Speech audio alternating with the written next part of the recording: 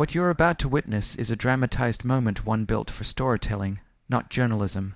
Sometimes, Hollywood's brightest stars walk into places assuming the light shining on them is admiration, only to discover it's an interrogation lamp.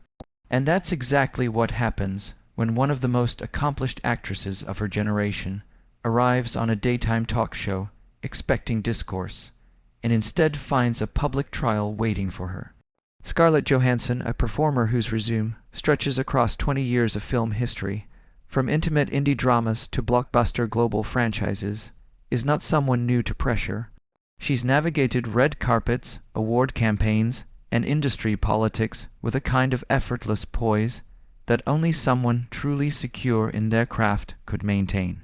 She's proven herself repeatedly, reinventing her career when others doubted, taking on roles that demanded vulnerability, strength, humor, and heart. Box office numbers have soared because of her. Critical acclaim has followed her, and audiences connect with her in a way only a true artist can achieve. But none of that seems to matter the moment she steps onto the set of a show that promised celebration, and instead prepares confrontation. The host, a woman who's built her career on opinions sharp enough to draw blood, sits poised with cards in hand. Not cards meant to uplift, discuss, or illuminate. Cards meant to prod, provoke, and corner. Cards written not for conversation but for spectacle. This host has decided that success is suspect, that fame demands justification. That every choice Scarlett ever made, role she played, film she supported, people she worked with must now be treated like evidence in some cultural courtroom. It doesn't matter that Scarlett has spoken carefully, thoughtfully, and responsibly about representation in Hollywood. It doesn't matter that she has admitted missteps with honesty and context, that she's used her platform to highlight conversations that matter. To this host, none of that counts. She wants something else entirely, a confession. And when a star does not bend to the expected narrative, the host will use the power of the platform to push harder, not to understand, but to judge. Producers had pursued Scarlett relentlessly for this booking because her presence equals ratings. At 39, Scarlett stands at a rare peak. A career that balances artistry and commercial success. A reputation respected by both peers and audiences. She isn't on talk shows because she needs attention, she's on them because she chooses where her time and voice go. Her team negotiated the standard terms any A-list actor with integrity would expect. Focus on the film, the purpose of the appearance, stay respectful, and avoid ambush themes if controversial topics arise. Provide notice and context reasonable. Professional, agreed upon by all. The film she was promoting represented personal investment. She wasn't just starring, she was producing. It marked another chapter in her evolution, the leap from performer to creative decision maker. Her excitement was genuine. Her guard was lowered. She walked onto that stage ready to talk storytelling, craft, and cinema. But while the cameras were being positioned and the studio audience filled the seats, a very different plan brewed backstage. The host, Joy, had spent her preparation time not watching the film, not understanding Scarlett's artistry or message, but sharpening questions designed like darts tipped with accusation. She wasn't interested in promoting the movie. She wasn't interested in celebrating achievement. She wanted a moment that would trend, a moment where discomfort would replace dignity, where dialogue would collapse into spectacle, where she could demand answers to questions that weren't questions at all but charges. As the show begins, Scarlett takes her seat with the kind of gracious smile that has charmed millions. She believes in the form, at conversation, laughter, connection. But beneath the glossy set lights, a silent battle is already unfolding. The audience can feel the tension before they understand it. A shift, a tightening of posture, a host leaning forward not with curiosity, but with intent. Suddenly, the segment meant to highlight a film turns into scrutiny of past decisions, moments Scarlett has already contextualized, explained, learned from. But Joy pushes again and again, as though she is determined not to extract truth but to manufacture guilt. Scarlett, ever composed, refuses to crumble. She answers with clarity, with respect, with intelligence, not giving the spectacle what it wants. And that resistance is what truly ignites the host's frustration. Because when a story is written to trap someone, Being untrapeable becomes the greatest offense of all. What follows isn't shouting or scandal, it's worse. It's professional betrayal. The kind where agreements are ignored, dignity is dismissed, and a guest invited for celebration becomes a target instead. Scarlett's silence in certain moments speaks louder than any argument could. Her refusal to play the role of contrite culprit becomes a statement that an actress, a woman, a creator with achievements carved from years of discipline, does not need permission from a daytime host to exist. This isn't a meltdown, nor a feud, nor a tabloid headline in the making. This is what happens when a powerful person in media forgets that the spotlight is not a weapon. And Scarlett, calm, steady, unbroken, reminds everyone watching that grace under fire is the truest mark of strength. This isn't just talk show tension. This isn't just bruised egos. This isn't just entertainment. This is the moment Scarlett Johansson realizes that for some people, success is not something they want to celebrate, it's something they want to interrogate. And even then, she holds her ground, because true power isn't in the ambush. It's in refusing to fall for it. Joy Behar believed she was stepping into the role of cultural crusader that morning. She convinced herself that Scarlett Johansson, despite her decades of artistry, despite the nuance of her career, had some kind of debt to pay. In Joy's mind, the interview was not a conversation, but a courtroom. The film Scarlett came to promote was irrelevant. The real story, Joy decided, was the list of talking points she'd collected from critics and online activists who judged art only through outrage. She rehearsed her lines backstage, looking in the mirror the way a performer might before stepping into a spotlight. She didn't want context. She didn't want explanation. She didn't even want truth. She wanted a moment. A victory, a takedown disguised as moral courage. To her, it didn't matter that Scarlett had already addressed past controversies intelligently and openly, that she'd apologized when apologies were appropriate, that she'd clarified misunderstandings when nuance had been erased by headlines designed to inflame. Joy was uninterested in any resolution that had already taken place. She wasn't here to understand Scarlett, she was here to correct her. And the audience, they were the jury. The problem, the fatal flaw in Joy's strategy, was the assumption that Scarlett Johansson had moved through her career without thought, without responsibility, without the weight of public perception shaping every step. Joy could not comprehend that someone could be both privileged and conscientious, successful and thoughtful. She saw only a target. Scarlett, however, built her legacy on precision, not just in acting, but in decision-making. Each role required evaluation of script, message, timing, cultural climate. She bore responsibilities Joy could not imagine. Does this story uplift or exploit? Does this role reflect something meaningful or reductive? Will this performance open doors or reinforce barriers? How will this choice be interpreted by communities whose voices deserve respect? These were questions Scarlett had wrestled with long before any talk show host decided to make them ammunition. And yet Joy approached her with the arrogance of someone who had never created anything that risked judgment, who had never bet her reputation on a piece of art, who used buzzwords not as tools for progress, but as spotlights to illuminate herself. There is a difference, a crucial one, between accountability and public punishment. Accountability seeks context. Accountability acknowledges complexity. Accountability aims for improvement. Punishment seeks humiliation. Punishment thrives on spectacle. Punishment demands repentance whether wrong existed or not. Joy, wrapped in the righteousness she'd assigned herself, convinced the audience that she was doing the brave thing, challenging power, interrogating choices, standing up for the voices of others. But the truth beneath that performance was much less noble. She was policing someone else's lived experience while knowing nothing of its challenges. She wielded activism like a branding tool. She wielded moral authority like a microphone. She wielded the audience's approval like a weapon, and the most dangerous part, she thought that made her the hero. Scarlett Johansson had endured 20 years of scrutiny and still managed to remain open-hearted, respectful, and thoughtful. She had confronted the challenges of representation long before Joy decided to weaponize the subject matter for daytime ratings. Scarlett knew the stakes. She had lived them. She had acted on them in tangible ways, producing stories that elevates talent behind and in front of the camera, not just talking about it. But that morning, sitting under the glare of studio lights. Scarlett sensed something was wrong. Words spoken with a smile carried barbed hooks beneath each syllable. Questions arrived not as curiosities but accusations. It became clear.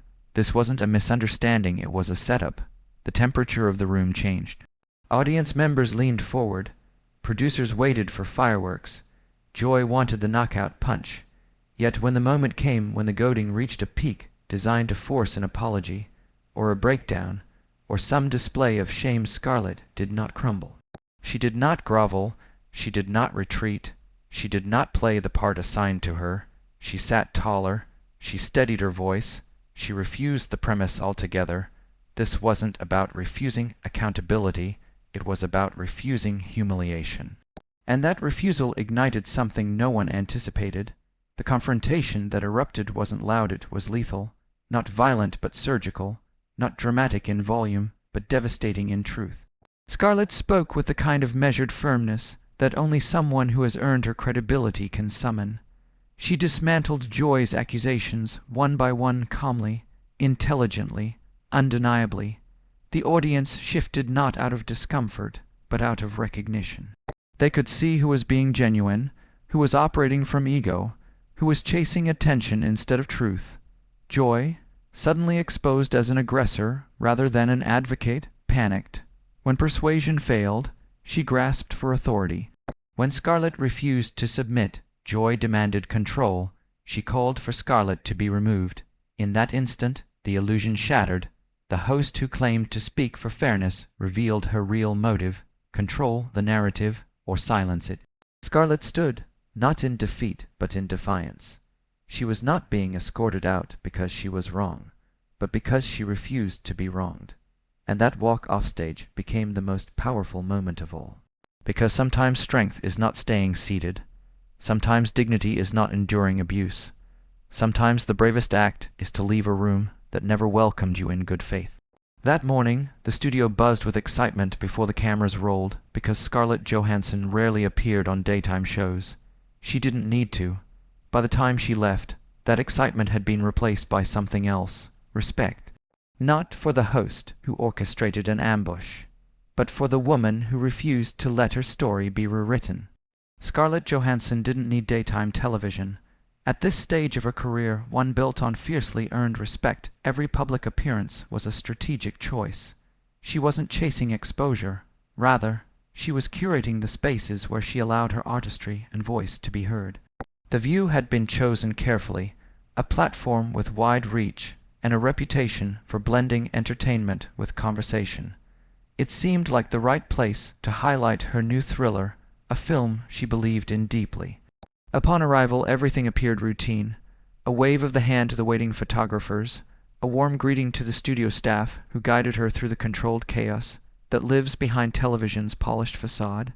Scarlett was accustomed to this world, the air humming with nerves and caffeine, the sound tech adjusting her mic with a friendly comment, the makeup artist doing a precise final sweep of powder before disappearing like a magician who knows the trick is complete.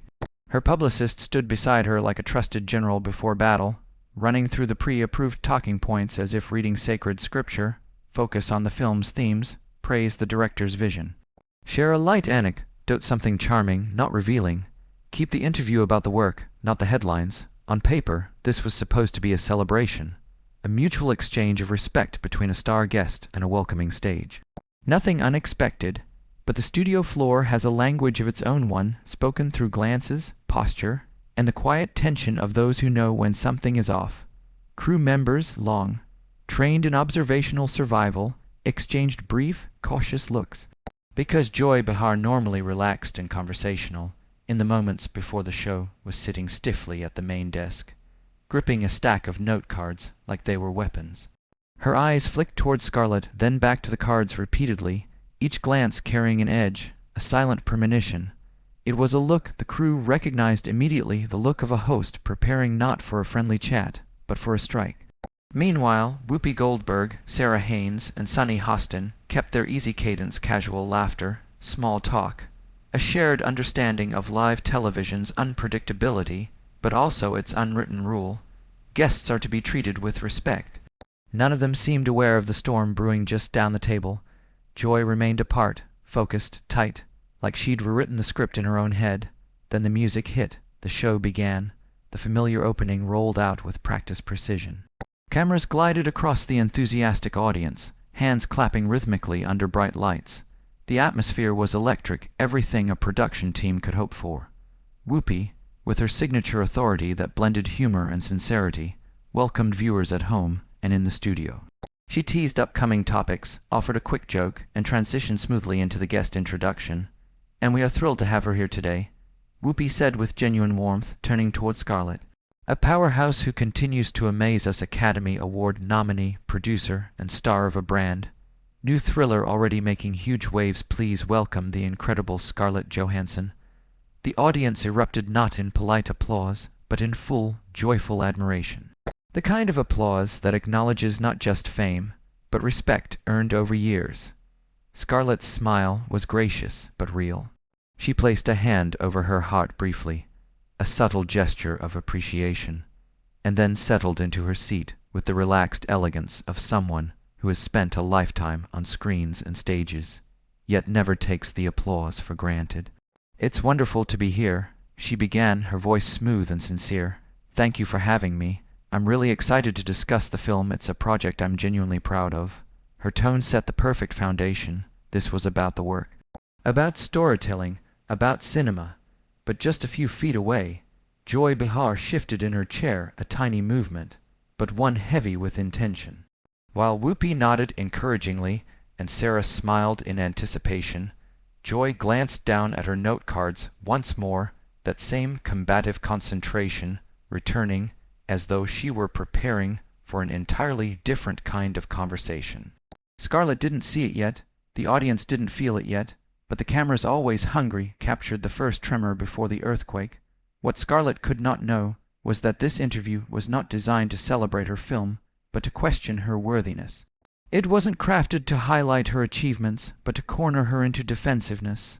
And the person orchestrating that shift sat mere inches away, disguised by television makeup and a host's smile.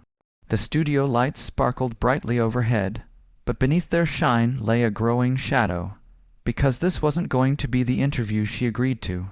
This was going to be the confrontation Joy had secretly prepared. And in just a few moments, the entire room and everyone watching would realize it too. Well, Joy began, slicing cleanly through the warm, promotional energy Whoopi had just established. Her voice wasn't loud, but it carried a sharpness that made heads subtly turn. The shift was instant. A pleasant interview transformed into something colder, more predatory. Viewers at home couldn't feel that change yet, but everyone in the studio could. Joy smiled, though it was the kind of smile offered by a person already convinced they hold the moral high ground. "I'm sure our audience would be interested in hearing about more than just your movie," she said, slowly flipping over a new card in her stack. "There are questions, concerns, things people feel you've avoided addressing, and I think if you're here, you should be willing to answer." Scarlett blinked, momentarily unsure whether she had heard correctly. Just off camera, her publicist's posture turned rigid, arms tensing, jaw tightening. They had been explicit in negotiations. This was a film interview. The network agreed, contracts agreed, everyone agreed, except, apparently, Joy. Scarlett sat forward slightly, composed but visibly alert now. "I'm not sure what you mean," she said carefully, her voice steady despite the sudden ambush. "What specific questions are you referring to?" Joy leaned in a hunter who had finally cornered her prey. Her eyes shone with that dangerous mix of self, certainty, and performative righteousness. "Well," she said, practically savoring the word, "let's address the elephant in the room.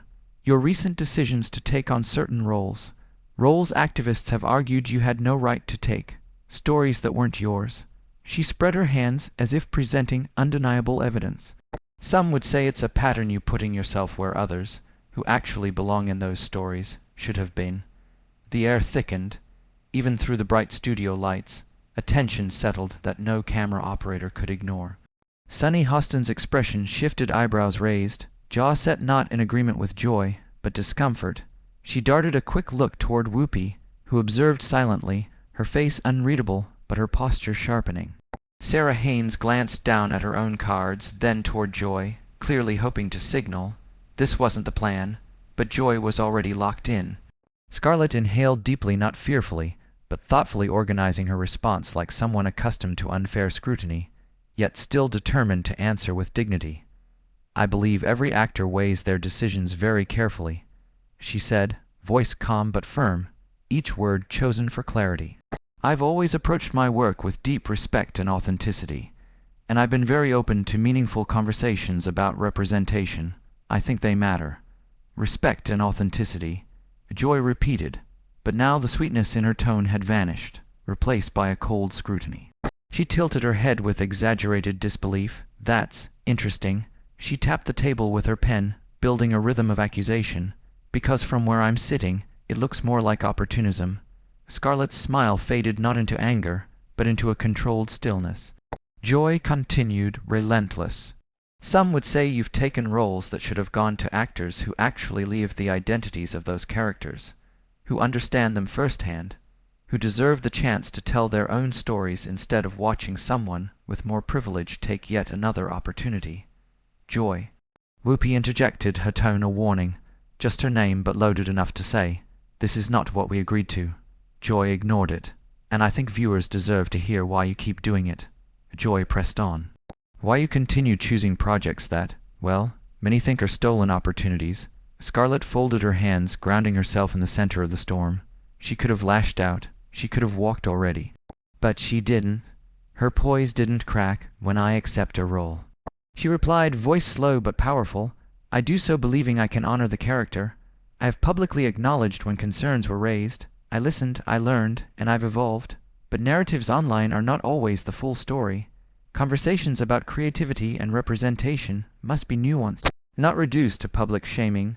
Joy scoffed, a soft, dismissive sound. "Nuance is a convenient word," she said, lips curling as though she just caught someone lying. "But sometimes nuance becomes an excuse to keep benefiting from systems that overwhelmingly favor you." Sunny leaned forward now, not to attack, but to intervene. "I think it's important to acknowledge the progress she's supported as well." But Joy cut her off too. "No, let's stay on track," she snapped, as if the truth were a butterfly she refused to let escape. Scarlett's eyes sharpened a flicker of the fire beneath her grace. She wasn't just an actress now. She was a woman who'd been publicly cornered too many times to let another person rewrite her story. "I'm happy to talk about representation," Scarlett said, voice gaining force, "but reducing my entire career to talking points written by people who don't know the first thing about my intentions or my work." Joy slammed her hand lightly on the desk, not enough to startle, but enough to signal she had no intention of sharing the room. "This isn't about intentions," she insisted. "It's about impact. And sometimes the impact of your choices hurts communities you claim to respect." Whoopi's patience snapped just slightly, the shift noticeable only to those who knew her well. "Joy," she repeated, firmer, "let's take a breath." The audience didn't clap, they didn't laugh, they didn't cheer. They simply watched. The atmosphere had become too real, too charged to respond with daytime TV enthusiasm. Everyone felt the same thing. This wasn't television anymore. This was a trial, and Joy had already decided the verdict. Scarlett sat straighter, the emotional equivalent of planting her feet. The ambush had been sprung, but she was nowhere near defeated. If Joy wanted a battle, Scarlett understood now she would need to fight back, not by abandoning her grace, but by asserting her truth. Because this wasn't just unprofessional, it wasn't just unexpected, it was an attempt to dismantle her on air, and she would not let that stand.